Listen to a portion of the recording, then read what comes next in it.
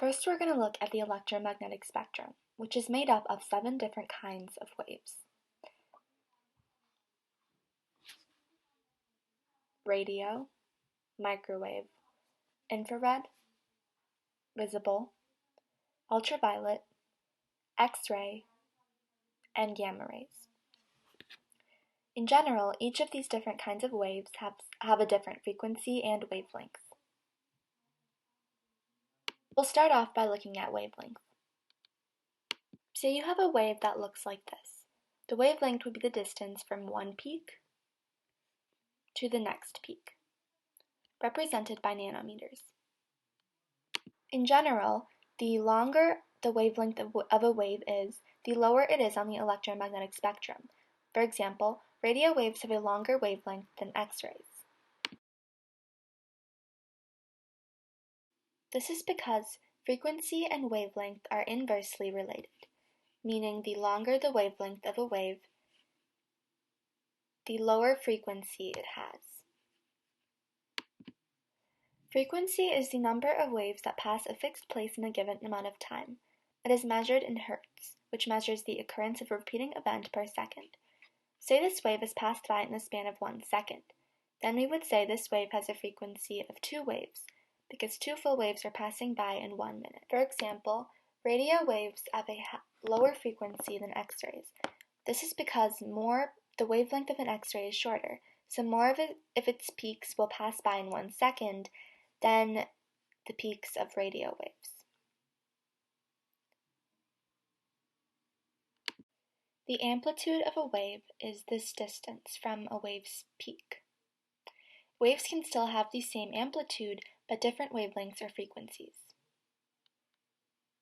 So next, let's talk about photons. How are photons and light related? So light and pretty much all electromagnetic energy is made up of photons. So anything on the electromagnetic scale, like radio waves or microwaves, they're all made up of photons. From the wave and particle theory, we also know that light behaves as a wave and a particle, which means that photons have frequency too. So the lower the wavelength of a wave, the higher its photon energy.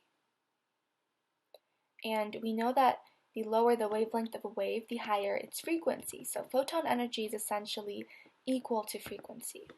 And finally, photons do not have mass. So next, let's talk about speed. So how speed relates to waves. So pretty much all light has the same speed, which is 3 times 10 to the 8th meters per second. So whether it's a radio wave or a gamma ray, all light has the same speed. So every wave on the electromagnetic spectrum. Speed is given by the formula.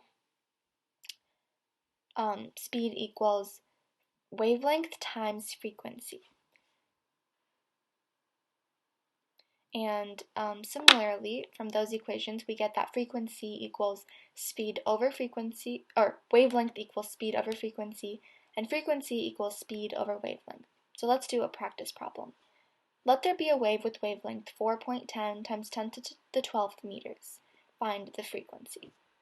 So we know that the speed of the wave, whatever wave it is, the speed is always the same. It's going to be 3 times 10 to the 8th meters per second. And we are also given the wavelength. So doing some math, we get that the frequency equals the speed over the wavelength. And we end up with that equation. So 7.3 times 10 to the 19th hertz is the frequency of that wave. So the important takeaways are that the wavelength of a wave is the distance from one peak to the next, as we can see on the video. The amplitude is the distance from the line we can see there to the peak of the wave. Frequency is how many peaks of a wave go by in a matter of 1 second. Frequency and wavelength are inversely related, so the higher the frequency, the shorter the wavelength, and vice versa. Light exists as a photon and wave, and all speed of light is the same.